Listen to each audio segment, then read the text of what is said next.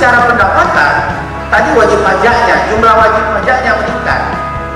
Secara pendapatan pun kita juga mengalami peningkatan. 2020 kita cuma dapat pendapatan pajak yang dibayarkan itu 6 miliaran. Di 2021 naik jadi 8 miliar, Pak.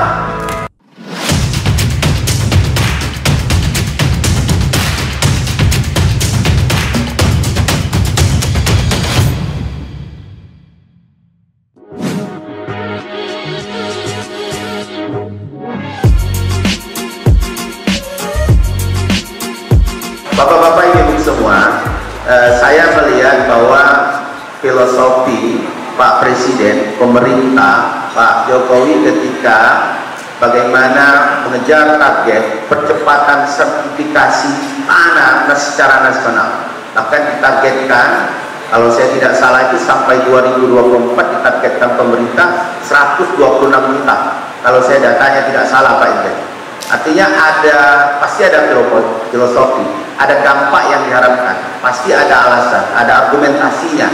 Salah satu argumentasinya pasti tadi baik dari kepolisian, baik dari kejaksaan sudah menyampaikan bahwa meminimalisir untuk terjadinya yang namanya sengketa lahan, sengketa tanah di antara masyarakat, baik masyarakat dengan masyarakat, masyarakat dengan pemerintah dan kelompok-kelompok lainnya. Dan saya pikir kita tidak boleh, Pak Presiden bukan cuma konsen di filosofi atau argumentasi penyelesaian sengketa saja, tapi bahwa kita harus tahu juga, khususnya pemerintah kabupaten kota, teman-teman pendapatan, bahwa keinginan Pak Presiden adalah satu juga bahwa dengan sertifikasi akan menggerakkan ekonomi daerah. Kalau semakin banyak orang punya sertifikat, masyarakat yang punya potensi ingin menggerakkan ekonomi, ingin berekonomi baru, ingin berusaha, ber-UMKM, tapi terkendala karena cuma sertifikat tanah, mengembangkan usaha mereka, maka dengan program PTSL tentu mestinya bisa mempercepat penguatan ekonomi daerah, penguatan UMKM itu sendiri. Tapi faktanya, saya cerita apa yang terjadi di lapangan Pak Irjen. Ada pemahaman yang berbeda di masyarakat, karena kemana-mana yang namanya pemerintah mengatakan bahwa PTSL itu adalah program sertifikat gratis. Fakta benar, proses administrasi pengurusan benar free, gratis. Tapi ketika mereka mau menggunakan sertifikat, mereka harus berhadapan yang namanya membayar BPATB. Maka masyarakat berpikir, oh ternyata tidak gratis gitu. Kita menyampaikan gratis, tapi dulu masyarakat ternyata nggak gratis Pak, dia bilang. Saya ketemu dengan masyarakat langsung banyak. Pak, saya bilang gimana? Tanahnya udah sertifikat, sudah Pak, udah pengukuran, udah keluar sertifikatnya sudah, tapi bayarnya mahal. Ngomongnya gitu Pak, ngomongnya bayarnya mahal. Maka saya berpikir dalam kondisi pandemi pasti akan mengalami ekonomi mengalami penurunan yang signifikan. Walaupun sebenarnya Kabupaten Pelalawan, alhamdulillah Pak Irjen, kami ketika pandemi itu ekonomi kami masih pada posisi plus seprovinsi Riau. Pelalawan termasuk yang plus di Provinsi Riau ketika pandemi. Secara investasi pun kami masih terbesar bahkan seprovinsi Riau investasi kita. Tapi saya berpikir kebijakan harus tetap dibuat karena memang ada keluhan-keluhan di masyarakat. Keluhan-keluhan di masyarakat. Keluhannya tadi ya, mereka membayar BPATB, mereka bilang bayar pajaknya kemahalan.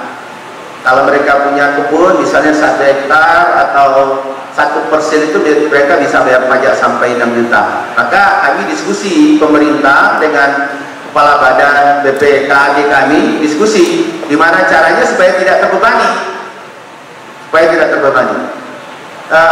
tadinya diskusinya berpikir, wah ini kalau kita kasih stimulus dengan memberikan pengurangan BPATB, pajak BPATB, pasti kita berpikir tadi pendapatan kita akan kurang.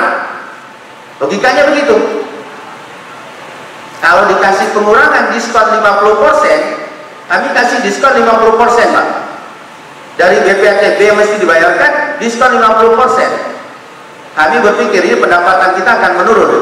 Tapi aku yakin saja, satu, bisa membantu rakyat, artinya mereka bisa menggunakan sertifikatnya, daripada sertifikatnya disimpan saja di rumah, takutnya ya hal-hal lain bisa terjadi. Mereka ingin memanfaatkan tapi membayarnya mahal. Kalau ekonomi lemah, bayar 6, ada yang 8 juta, 12 juta, mereka jadi nggak punya uang cash money untuk menuntaskan itu. Maka kita ambil data, ternyata 2020, kebetulan saya belum jadi bupati, Pak Irjen. Saya jadi bupati itu dilantik bulan 4 2021. 2020 wajib pajak kita itu 1.568 untuk khusus PTSL.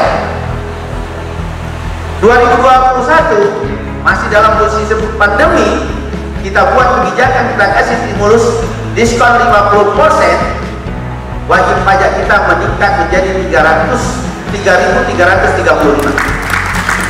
Jadi dari 1.565 meningkat jadi 3.335. Kalau dihitung, dipersentasikan meningkat 112%. Kalau dihitung, kami menurunkan teman-teman pendapatan atau pengelolaan keuangan daerah. Kalau dihitung kan kami menurunkan 50%, ya kan? Wajib pajak bisa meningkat, pasti. Kalau wajib pajak meningkat, pasti pendapatannya meningkat. Ya pastilah, badan pendapatan pengelolaan keuangan daerah itu pasti pikirannya ya, kalau saya bilang ya Sri Mulyaninya daerah kan gitu, mikir gimana pendapatannya naik terus. Tapi kalau dihitung kita diskon, pasti pikir wah nanti uang kita berkurang. Tapi secara pendapatan tadi wajib pajaknya, jumlah wajib pajaknya meningkat. Secara pendapatan pun kita juga mengalami peningkatan. 2020 kita cuma dapat pendapatan pajak yang dibayarkan itu 6 miliaran. Di 2021 naik jadi 8 miliar, Pak. 8 miliar meningkat. Artinya kita diskon, kasih diskon, tapi duit kita malah tambah banyak. Belum lagi pahalanya tambah banyak. Pendapatan daerah meningkat, pahala meningkat, ekonomi akan semakin meningkat, Pak. Saya ngitungnya begitu. Kalau saya bilang ya sudah, kita nggak usah pikirkan. Tapi alhamdulillah ternyata kebijakan berani kita membuat diskon 50% memberikan dampak. Walaupun itu tidak satu variabel, saya pikir peningkatan, saya tidak bisa mengklaim bahwa peningkatan wajib pajak dari 112% tadi, dari 1.500 menjadi 3.300 meningkatnya, saya tidak berani mengklaim variabelnya penyebabnya cuma satu-satunya cuma karena diberikan diskon. Mungkin bisa jadi juga ada variabel lain, misal variabel memang kondisi ekonomi harga sawit seperti itu lagi bagus, tapi ditambah dengan diskon maka sempurna kebijakan itu, dan itu sangat membantu masyarakat di Kabupaten Pelalawan.